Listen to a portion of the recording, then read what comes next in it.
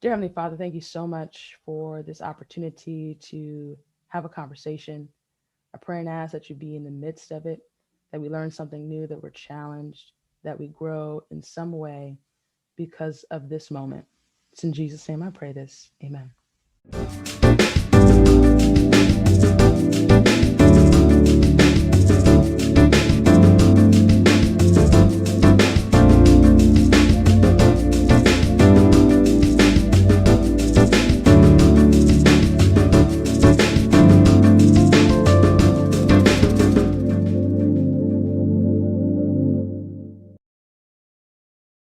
Hello, good morning, and welcome to another episode of What's the Message? I am your host, Claudia Allen, and of course, I am joined with my boss, the lady in charge, the one and only editor of Message Magazine, Carmela Monk Crawford. Carmela, how are you this morning? Good morning, Claudia, the hardest working woman in magazine history. I know Tom Joyner used to have the moniker, but you're the one. How you doing? I'm good, man. Good show today. We Absolutely. Now, the reality is that racism is pervasive throughout our country and our world, Carmela. And even though it feels like the country has kind of gone back to some semblance of normalcy with the new administration, or things have become a little more boring, if you would, because of new leadership. For it. Right? I'm just so excited that press conferences are just, they're regular again, right? In spite of all of that, it is still only 2 months since the Capitol insurrection, right? Even though it feels like maybe that was light years away, we really still are in a very tumultuous racial time, right? And I know we had the opportunity to talk with Dr. Calvin Rock last week, 90-year-old legend, thinker, author. And he really spoke to us a little bit about liberation and desegregation. But today's guest, I really think is going to shed some light on where we are and where we still have yet to go. Yeah, absolutely. This is going to be excellent. I can't wait to see what you can tell us about him. Yeah. Well, everyone, I am so excited to introduce you to the one and only Jemar Tisby. This is the New York Times bestselling author of the book, The Color of Compromise. He is also the president and co-founder of The Witness, a Black Christian collective, and he is the co-host of the podcast, Pass the Mic. Jemar Tisby grew up just north of Chicago and attended the University of Notre Dame.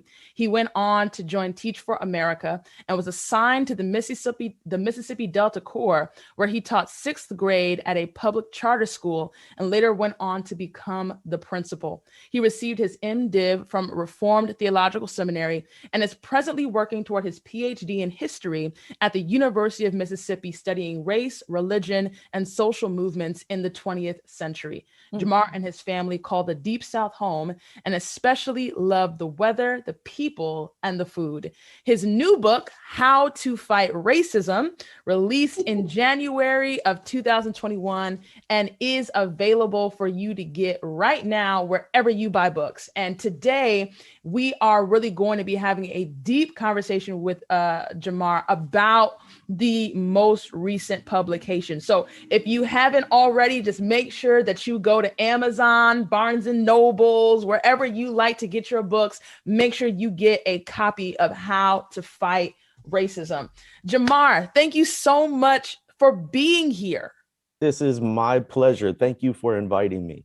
I appreciate that introduction too. Absolutely. So let's go in light, right? What got you into writing? Why writing? My mama did it. She was a English teacher for high school and was obviously always very involved in my education. And she always taught us, me and my siblings, that if we could do two things, if we could read well and write well, we'd be able to do anything. because if you can read well, if you can write well, then you can think well, and you can figure out all sorts of problems, dilemmas, issues. So she really focused on that, bringing us up. And I recall her entering me unwillingly into some writing competitions. And she would just say, here, write this essay. Here's the description. Get it to me by such and such a time. And I was like, this is probably 7th, 8th grade. And there are lots of things a junior high school student would rather be doing than writing an essay for some competition. But it was helpful for me because it, I did well in those competitions, and it said, I can do this. And then depending on what I'm writing about, it can actually move people and persuade people and impact the world. So it started early on, and especially through the influence of my mom. Wow. If I could, go ahead. Were you going to say something? No, I just said that's awesome. Go ahead, Carmen. Yeah, I was going to, if I could piggyback on that early history of yours. First of all, thank you. It's an honor to have you here. And we have enjoyed reading your books and going through. And so I had to start from the beginning with the survey, as you call it, with Right. the color of compromise, and then get into the how to fight racism.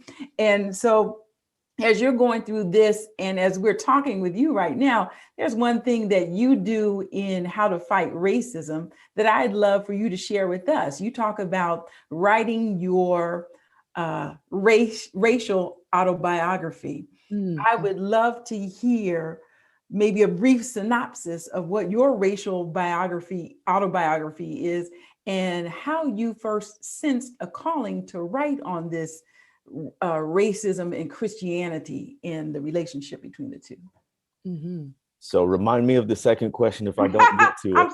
I am known for the complex questions. Pardon me. Go ahead. Well, I am known for the convoluted response, so we can help each other out.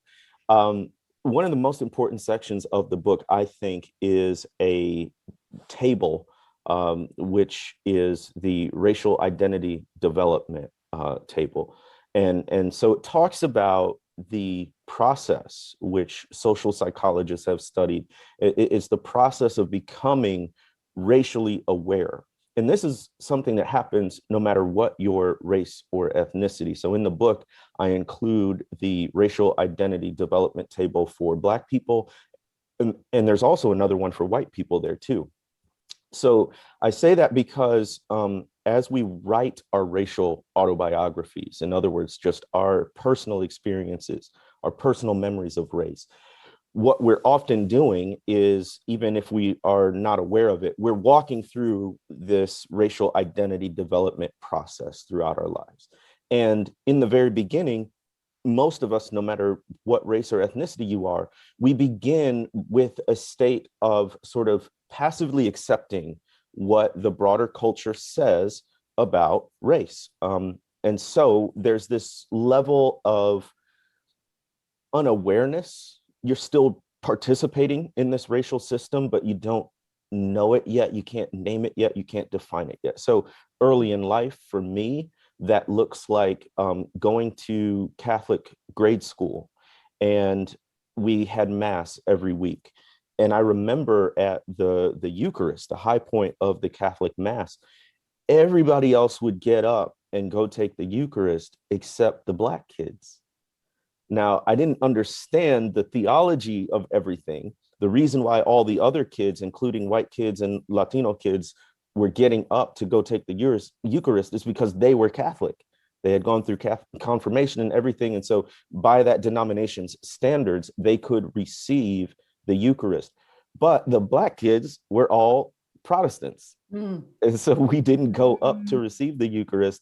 But I don't remember anyone ever explaining it to me. So I just saw the racial dynamic there.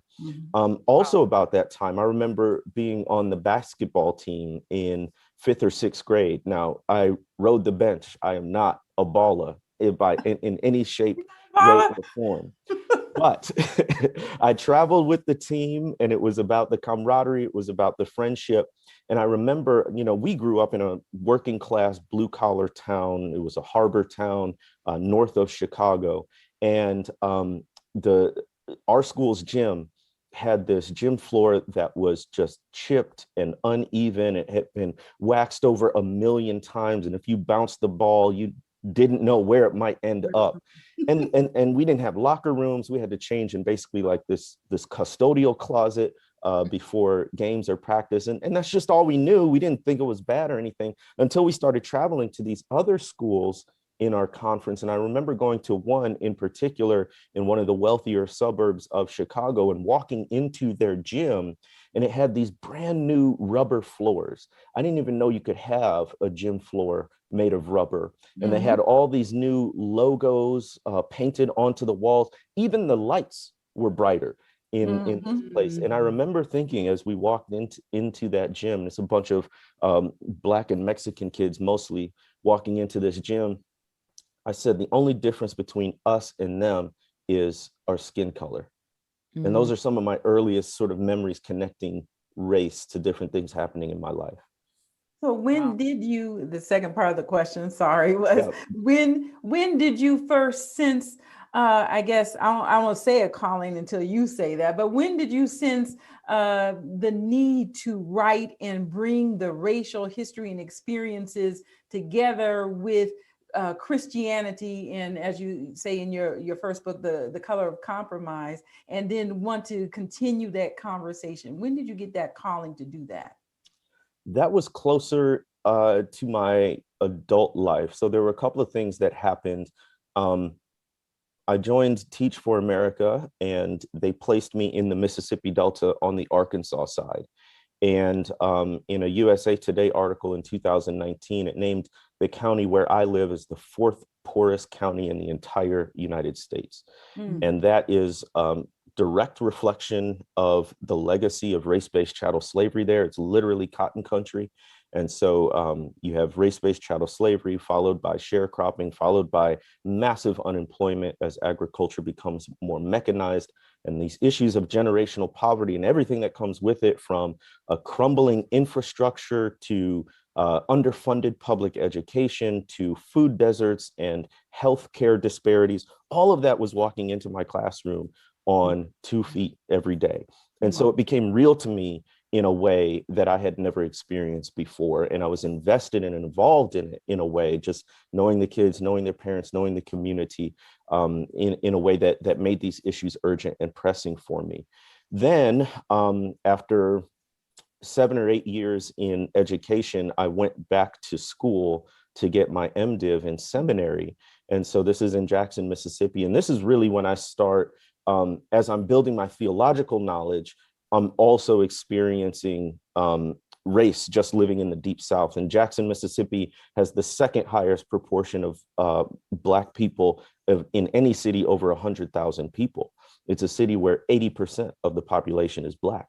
So there's this another immersive racial experience combined with this drastically different theological experience, because the seminary is almost all white. And so I'm trying to put these things together. Then fast forward, I get my MDiv, and through a series of events, I end up in this PhD program at the University of Mississippi.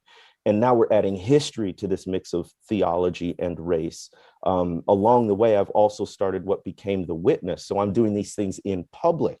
And so as all of this is happening and I'm getting trained in these various disciplines, that's what really pressed on me the need to write about it. But also from an existential perspective, we had this concentration of attention on racial issues. You know, August 2014, Mike Brown is killed. The Black Lives Matter movement becomes a national conversation. Throughout 2015 and 2016, you have this national election with this very polarizing figure, right? So we're talking about race in a way that makes it all pressing. So all of those things combined made me want to write about these issues. No, that's so good. I think one of the things that I really appreciate about your work in both How to Fight Racism as well as in The Color of Compromise is you provide a history of race and racism that is intimately connected to religion and theology within the US context. And typically within most race conscious books, the conversation is always devoid of the theological, or it is devoid of the religious, almost intentionally so. Whereas in How to Fight Racism, you very clearly assert that fighting racism is a Christian imperative because racism was a Christian invention. Can you talk to us a little bit about that history and draw those lines for us? We cannot properly understand racism and white supremacy unless we understand its religious dimensions, specifically its Christian dimensions. So in The Color of Compromise, we can go all the way back to the colonial era, and one of the landmark laws that was passed really sticks out to me. It was in 1667 in the Virginia Assembly, which was a bunch of white Episcopalian men, so Christians, passed a law that said baptism would not emancipate an enslaved Native American, person of African descent or mixed race descent. And they're doing this, they're passing a law about religion based on race.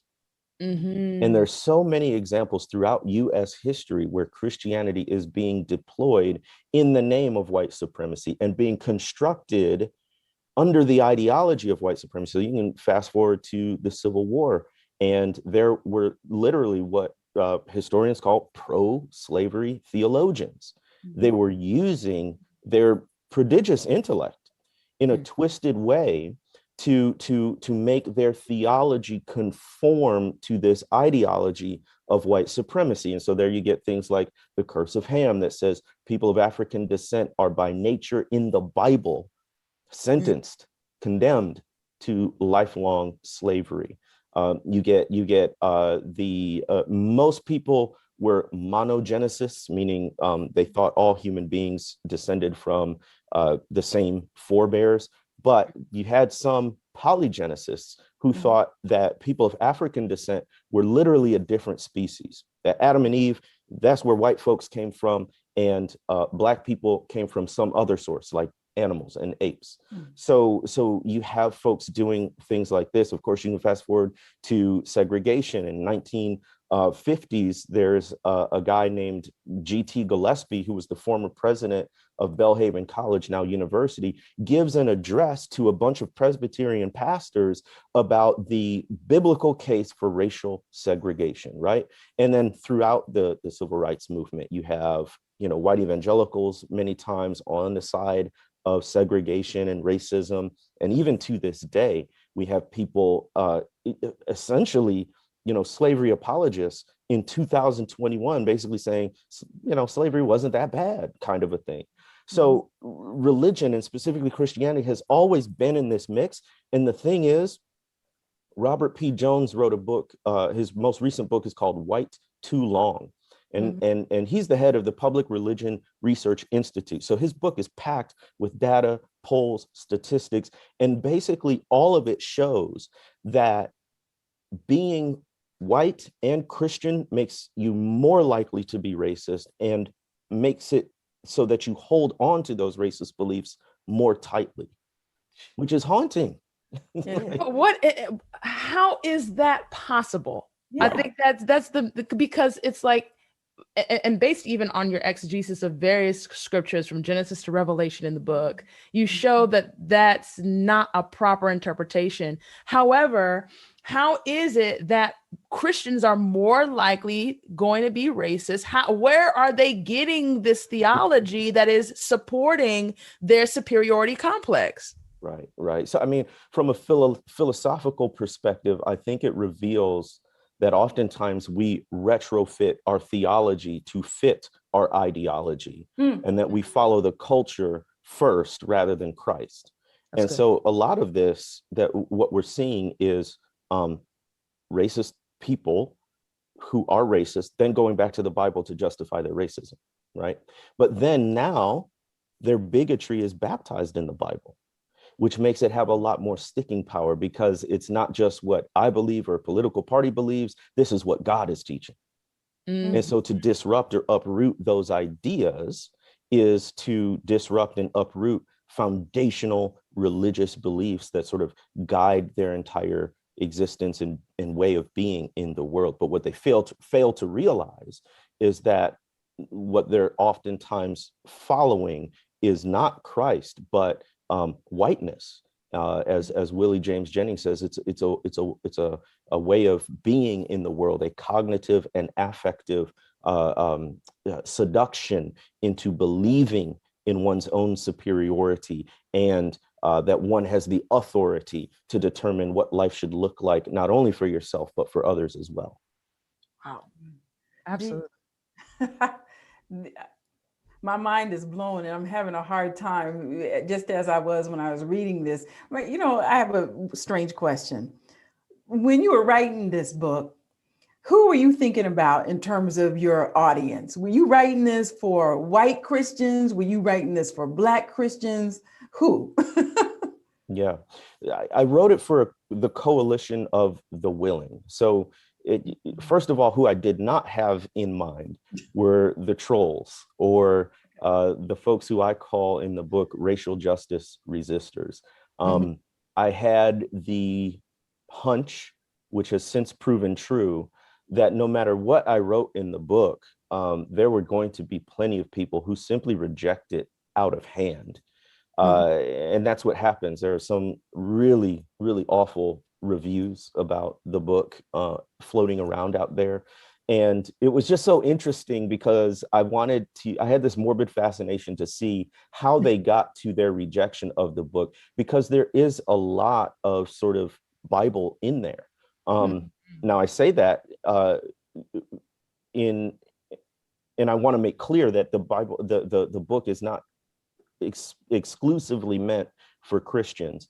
I went back and forth on whether to include that phrase, courageous Christianity, in the title, because I think it's a book that's helpful for all kinds of people, whether you are Christian or don't claim a faith tradition at all. I think the racial justice practices are applicable for anyone. But I wanted to make sure, going back to our previous conversation, that Christians were part of the solution, because they've been historically, white Christians have been such a big part of the problem. So as I'm thinking of people, I'm thinking of the coalition of the willing, many of the white Christians who are deconstructing their theology, understanding that this sort of culture wars Christianity is not the Christianity of Christ, and are increasing their awareness about it, but want to move to the next step, basically, or add to that and actually take action. I'm thinking of Black Christians who, if you're like me, we are constantly being asked in various ways, what do we do about racism? And we aren't the ones who invented the problem, but we are being tasked with fixing it so often. So I wanted to save us some breath and say, you know what? Here's a book. Here's a book. Literally answering your question in, tens of thousands of words. So, do and call me in the morning kind of thing. I think that's so great. One of the things that one of the core tenets of the model is relationships, right? Arc. And one of the questions that I had is, you do make that statement that, many of us Black folk are tired, right? We are tired of explaining racism, bearing the burden of fixing racism. So my question then is, how does the model work if it is not in some way dependent upon Black folks' participation in educating and mending and fixing and, being white people's safe space to ask the hard questions, right? Like how does the model work if Black people were to at any point refuse to be that safe space? Great question. It doesn't work if Black people completely extricate themselves from the problem in the process. So it's one of those things in life that's not fair. We didn't create the problem, but we do have to be part of doing something about it. But what I want to challenge readers to think about is, how do we make sure that Black people and other people of color aren't unnecessarily participating in the process when a lot more work could be done on the part of white people to equip themselves? And so what I want to challenge white readers to do is to do everything you can in your power to access the resources and answer the questions that you have before going to your Black friend or your friend of color, right? And two of my favorite words in answers to any of these racial questions are just Google it. We live in the information age. You can find out anything you want, from statistics to the latest issues of voting rights to the history of all this stuff, right? The knowledge, the information is out there, but it is really easy to just sort of say, oh, I don't understand this race thing, let me go ask my Black friend, not realizing that you as a white person are probably the 5th, 6th, 7th, 8th, 20th white person to come to that same Black person asking about this issue. So we're tired, for sure. I also want to challenge Black people and people of color to self-care, right? Part of what we have to realize about racial justice and the journey is that it's a marathon, not a sprint, and we have to pace ourselves. Pacing ourselves means putting up healthy boundaries.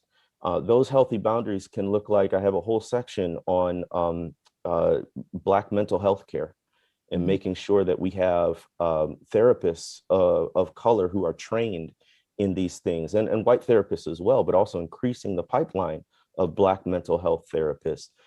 Part of setting healthy boundaries and pacing ourselves is being able to say no to particular requests and conversations that every white person who approaches you, even in good faith, it may not be a good time for you to engage in that.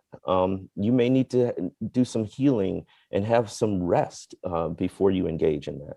So I want to challenge, white and Black readers to make sure that Black folks, yes, we've got to be part of the solution in some way, shape, or form, but that doesn't mean we have to be part of it in every way or at all times. And we need to have some healthy boundaries around it.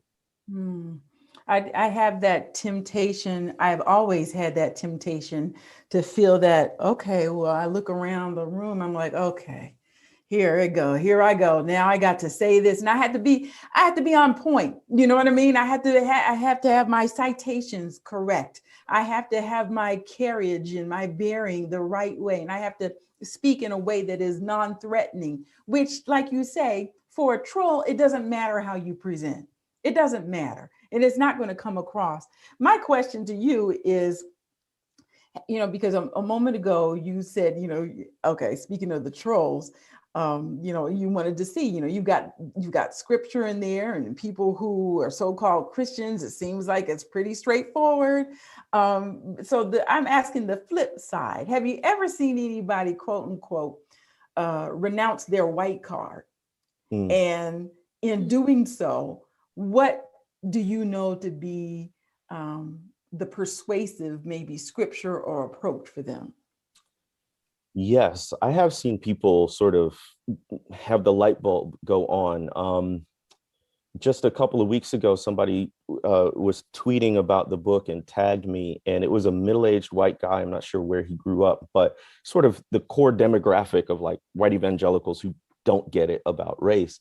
And he sort of admitted as much, but he said these words that I'll never forget. He said, "You got through to me."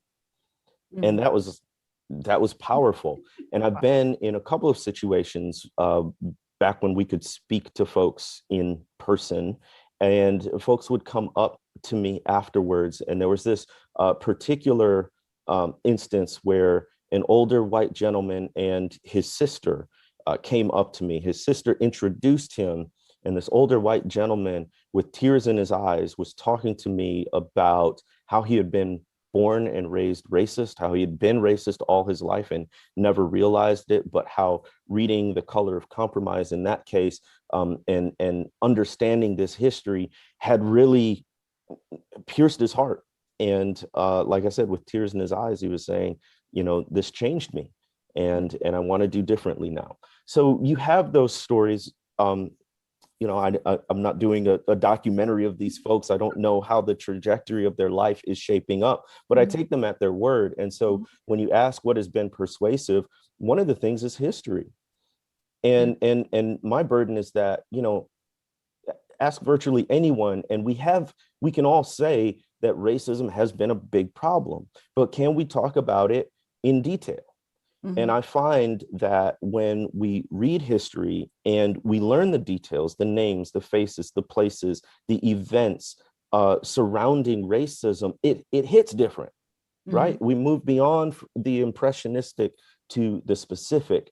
And that's the gut-wrenching part. So when I talk about the lynching of Luther and Mary Holbert and how they used a large corkscrew and bored it into the flesh of these human beings, these image bearers, and tore out chunks of quivering flesh, as one paper reported at the time. When I talk about how Baptists had made a gesture toward abolition at the General Convention in the 1790s, and then they sent this resolution back to the local congregations, but the local congregations threw such a fit that the General Convention rescinded that resolution against slavery, mostly to play to the comforts of wealthy white slaveholders. And this is also in the North, not just the South.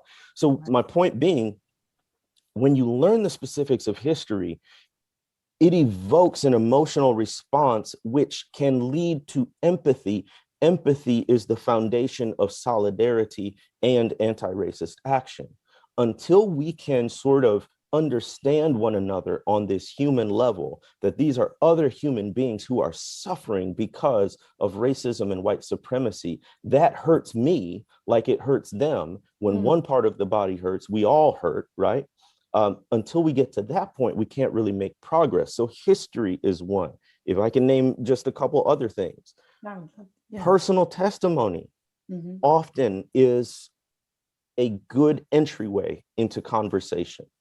So many people, especially the folks who are sort of most adamantly opposed to any idea of racial justice, they're not going to read the book. They're not going to read the article. They're going to call CNN fake news. They're going to be inoculated against sociology, psychology, data, statistics. They ain't going to believe any of that. Yeah. What they might believe, or at least listen to, is you. So especially, this is for white people talking to white people in particular, but I think it applies to anyone. When you tell your story of why and how racial justice became important to you, you're essentially sharing a testimony. And a testimony of one's personal experience of, you could even call it a conversion to, racial justice, and opening up to this form of being a disciple of Jesus in the world. When you talk about your personal experience there, the person you talked to, the book you read, the event that you witnessed or participated in, that's a little bit harder to argue with, right? Because we're not talking about some scholar's interpretation of information. We're talking about your own personal experience. And you have the added layer of a personal relationship with that person. So they may not agree with your views on racial justice, but they care about you as a person because you're a family member, a friend, a coworker, whatever it might be. And so starting with that personal testimony, even before you get to some of the history, can at least open up the doors of conversation. And then lastly, I would never assume that even though people call themselves Christians, they actually know what the Bible says about race and ethnicity. Yeah, well, that's true. And so that's why I include a pretty lengthy section in the first couple of chapters about the image of God and a brief biblical theology of race, because we got to have a basic overview of the landscape of the Bible and how God is working in racial and ethnic diversity and equity from the beginning, from Genesis to Revelation, and be able to walk people through that story, or at least a few particular parts of scripture, to demonstrate these are biblical imperatives, not just sociological initiatives. Can I say that maybe I shouldn't, I'm not mentioning any names, but I had a situation recently where I presented, and a white person followed me, and they used the phrase, and I think really they had a good heart. You can tell I'm trying to be very gentle about this. They had a good heart about it, and they're a very nice person. But I guess they were saying, yes, we have to read. And they were recommending a book because they felt that person handled the material with quote unquote, or without undue passion. And I thought that was so strange to me, because when you're saying, I'm going to these very dramatic situations and historical accounts, fact written in the history book, persuasive scripture. Right. And it is hard not to relate. First of all, I'm a Black woman. It's hard for me not to be passionate. But I was, in that moment, I was stunned that the passion and the emotions and the conviction that could be evoked is the very thing that's pushing people back. That's right. That's right. That's right. You're hitting on such an important point. What tends to happen among certain people is they want to intellectualize an existential experience. And by intellectualizing it, they can distance themselves from it. And so we see this all the time. Right now, there are a few talking heads that style themselves experts of critical race theory, even though they have no training in law, which is where it has its primary application, no training in sociology or social psychology, which would have bearing on this, no training even in history.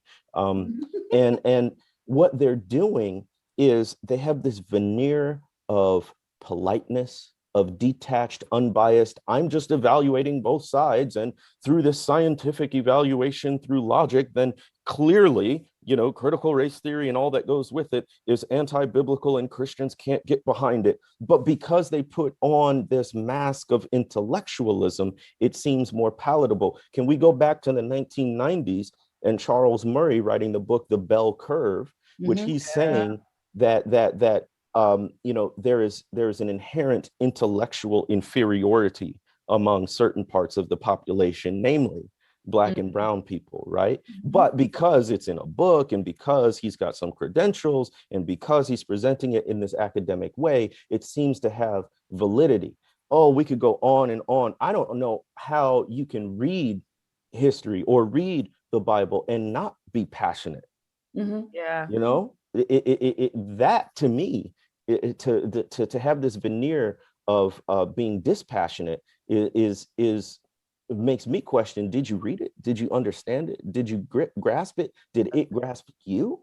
And it's a form of sort of theological colonialism, that sort of European and white normative standards around affect and emotiveness are imported and forced on other cultural groups that have very different and equally legitimate standards for what emotional expressiveness looks like and what is and is not permissible in certain contexts. So don't let, just to the listeners, don't let people who seem to wear this intellectual hat fool you into thinking that is the proper or superior way to respond to events and circumstances and realities that are highly emotional.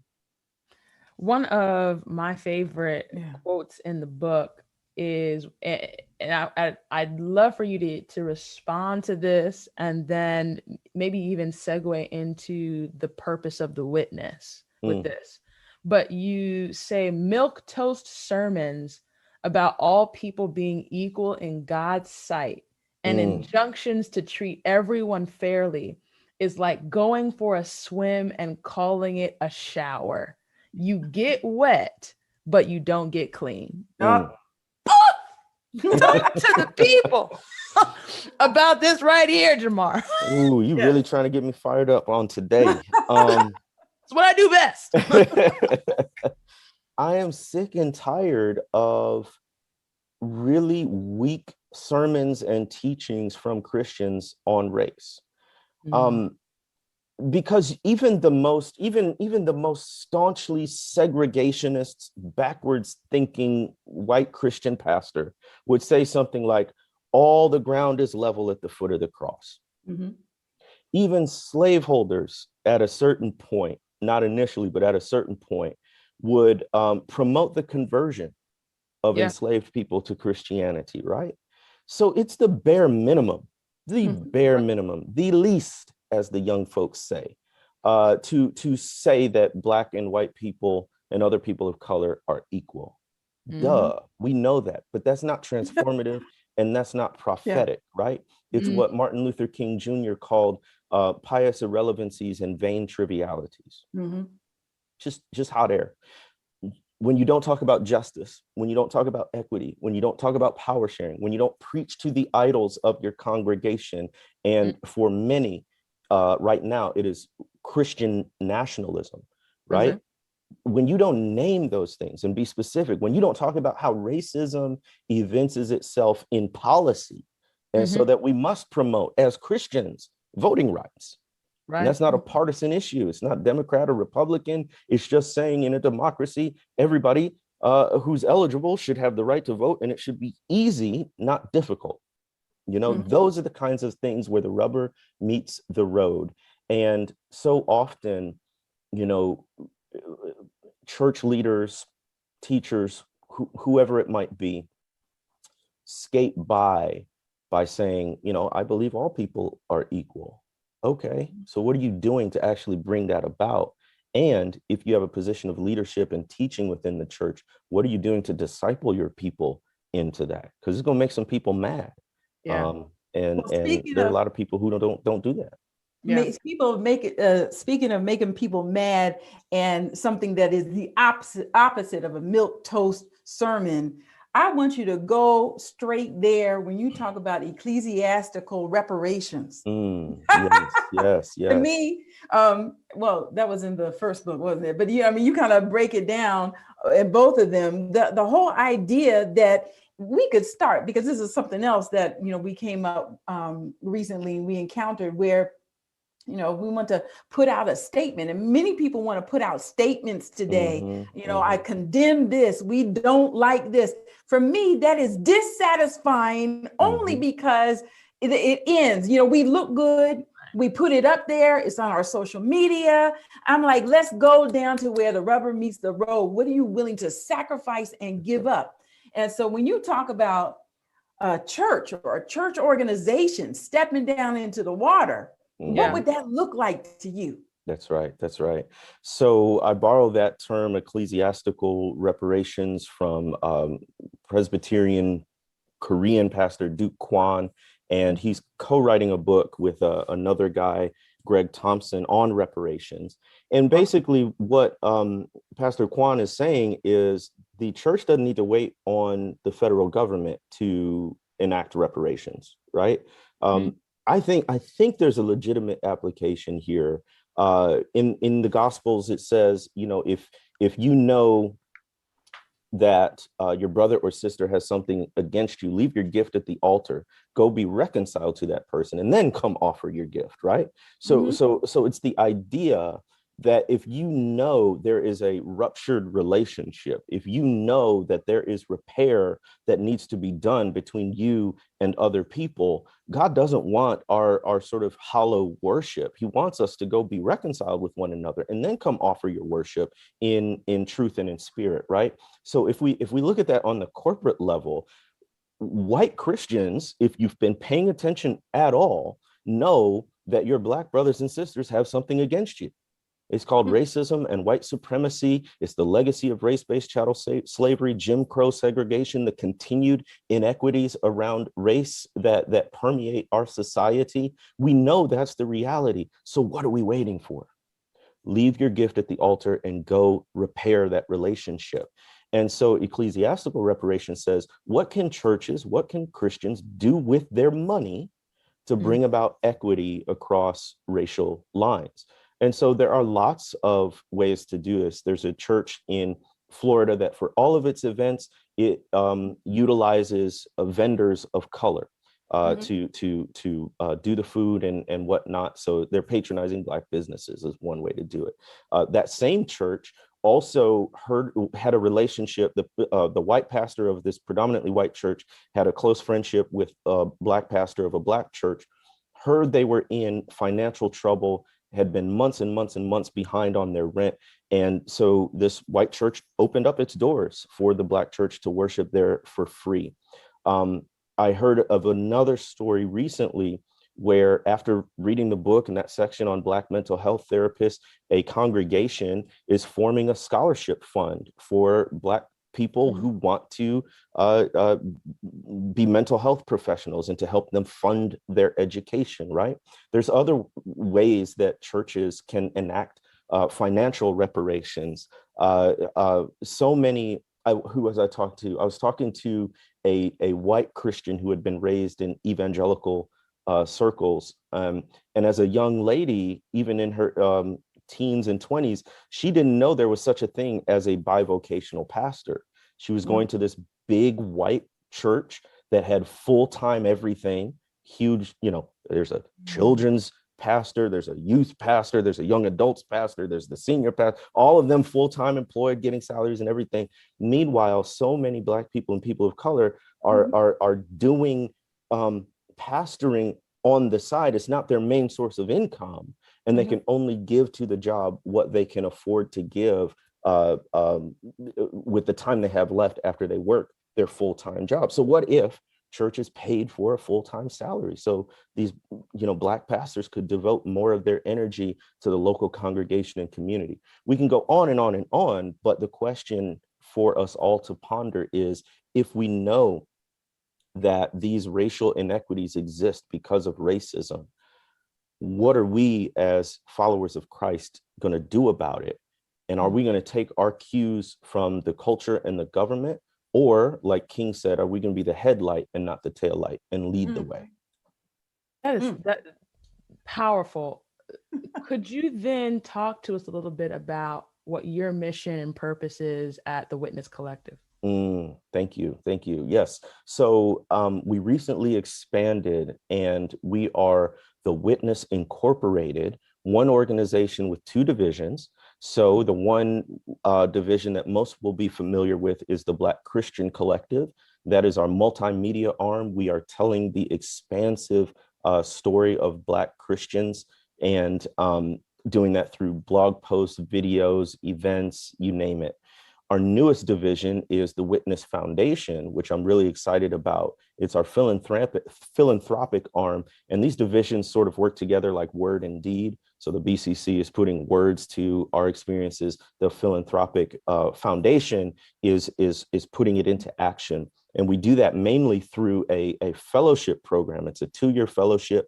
Our inaugural cohort, which will launch later in 2021, is going to consist of 5 promising Black Christian leaders who are already involved in justice in various sectors. And what we want to do is train them. We'll pair them up with a mentor. We'll do some professional development with them. But we also want to fund them to the tune of $50,000 a piece for each of the 2 years of the fellowship program. So a total of $100,000 investment, because we believe that much in Black Christian leadership. And we want to see the next generation of Black Christian civil rights leaders in the 21st century. So all of that is fits right in with the books and my sort of personal mission and ministry.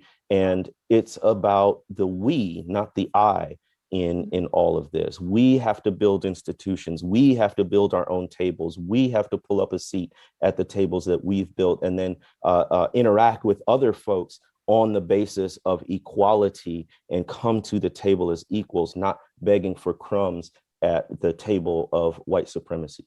Wow, that's amazing. How do you feel like this work of really building up the Black voice, really building up Black leadership, focusing on the uplift of Black people now connects to the work of racial reconciliation?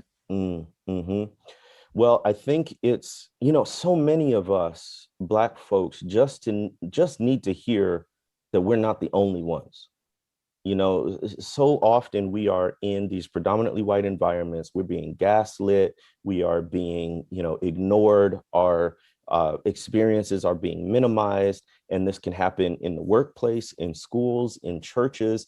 And what's so exhausting is that we spend so much time and energy just trying to convince people that what we say is real is actually real.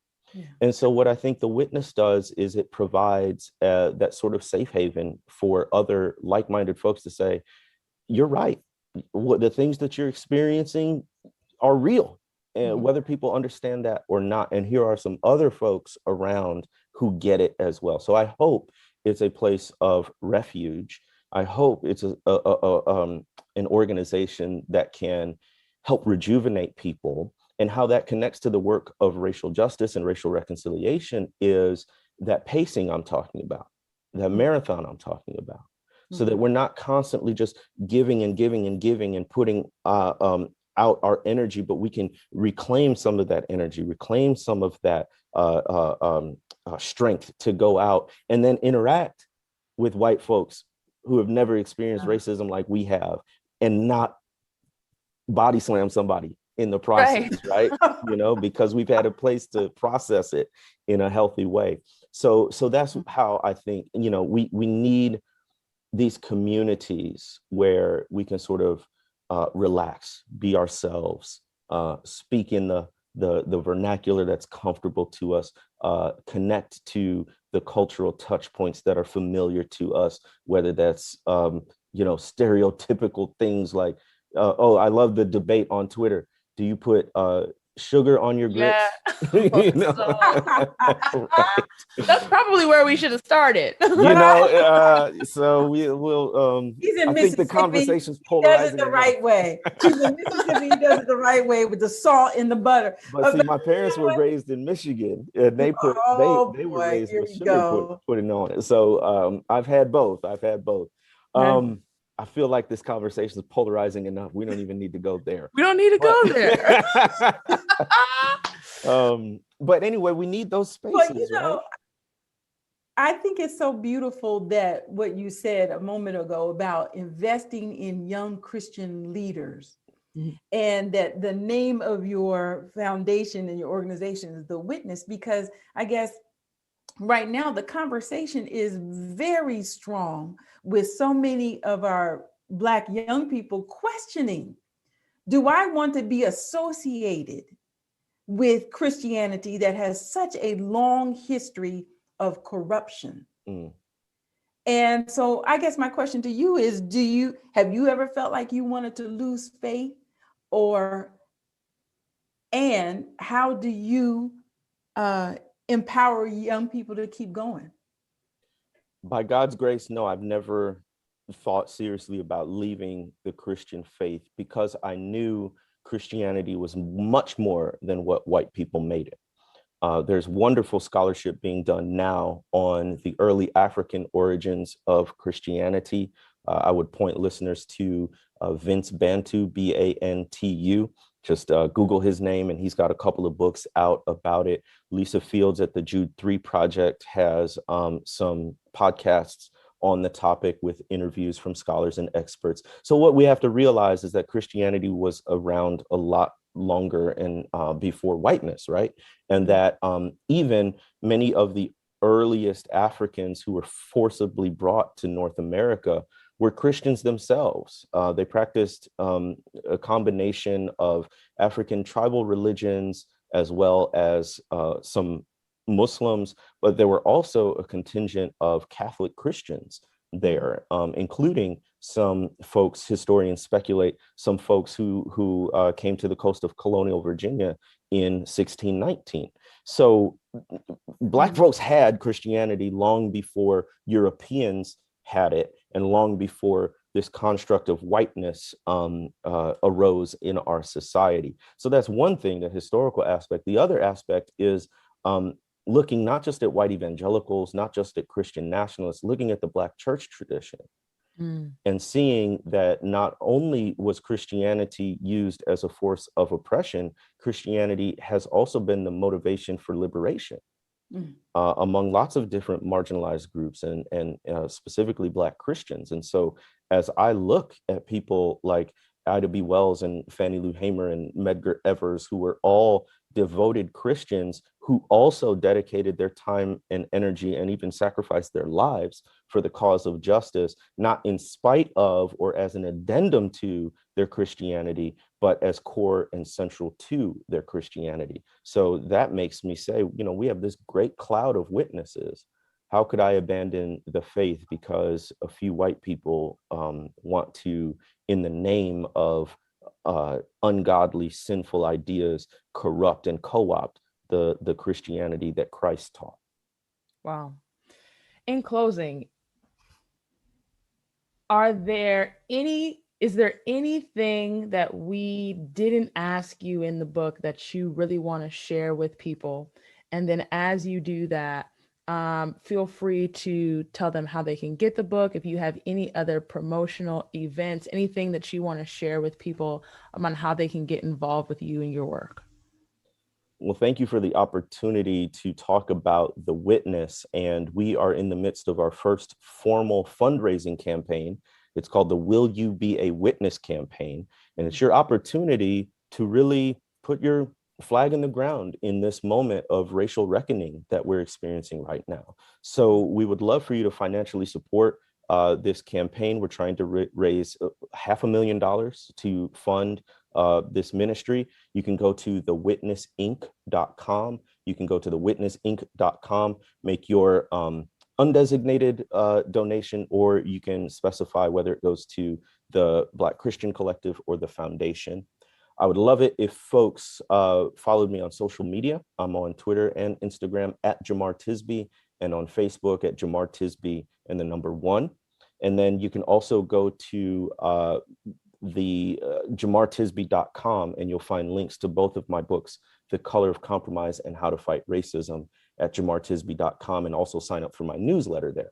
So that, and the last thing I want to say is just to leave people with some practical steps. The book is called How to Fight Racism. It is a book that throughout prioritizes the practical. There are literally dozens of actionable steps that you can take.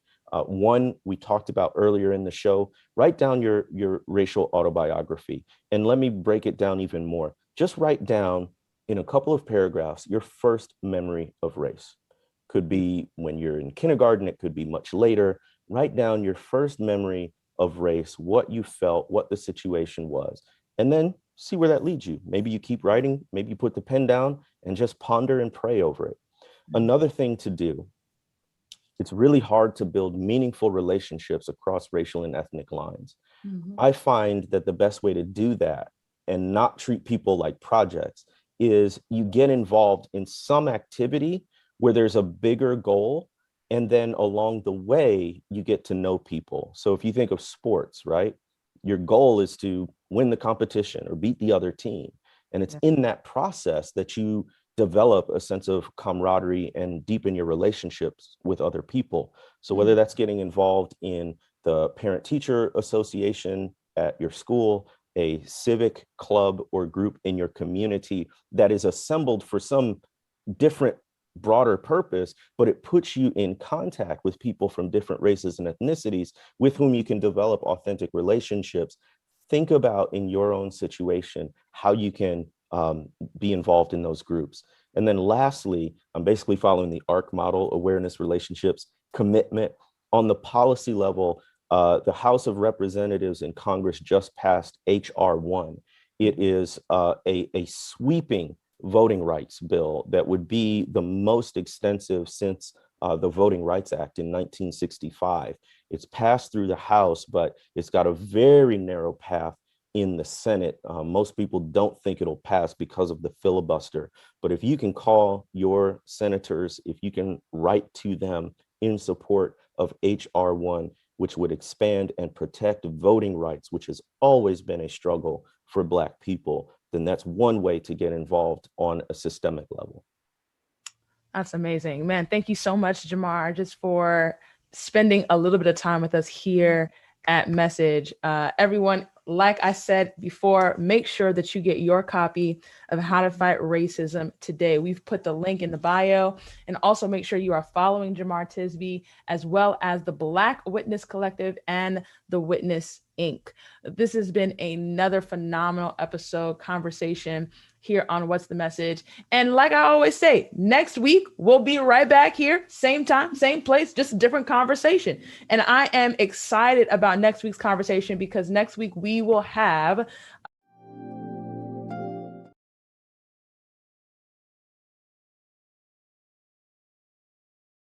Now, Dr. Wesley Knight wrote a book called Thirsty a couple years ago. And in this book, he talks about the connection between sex and sexuality and the spiritual. But this time, he and Pastor Cadet come together and they want to ask the question, are you still thirsty? And in this book, they dive even deeper into this correlation, even discussing some things around that of sexual misconduct within some of our spiritual and religious church leaders. And so this is a conversation that you absolutely do not want to miss. You want to make sure that you are right here on What's the Message on Facebook and YouTube, where we can dialogue and answer the question, are you still thirsty? How can you fill that God-shaped hole that is really causing you to engage in illicit sexual activity? All right. So make sure you are right here. Of course, make sure that you are subscribed to Message Magazine. Make sure you're getting our bi-monthly magazine. Go to www.messagemagazine.com where you can purchase your subscription. We have an amazing issue coming out for March and April that you absolutely don't want to miss. And remember, if you don't want the print issue, we have our new digital magazine ready and available right now. So get your print copy or your digital copy of Message Magazine right now on www.messagemagazine.com. You can like us on Facebook. That is the only way you're going to be able to get reminders about this podcast. Now, you ask me all the time, weekly, Claudia, send me a reminder about the podcast. And I'm telling you, if you like the Facebook page, Facebook will remind you about the podcast. All right. So make sure you have liked the Message Magazine Facebook page. Make sure you have subscribed to our YouTube channel, and you can follow us on Instagram and Twitter at Message1898. All right, guys, have a great one. Thanks. Bye-bye.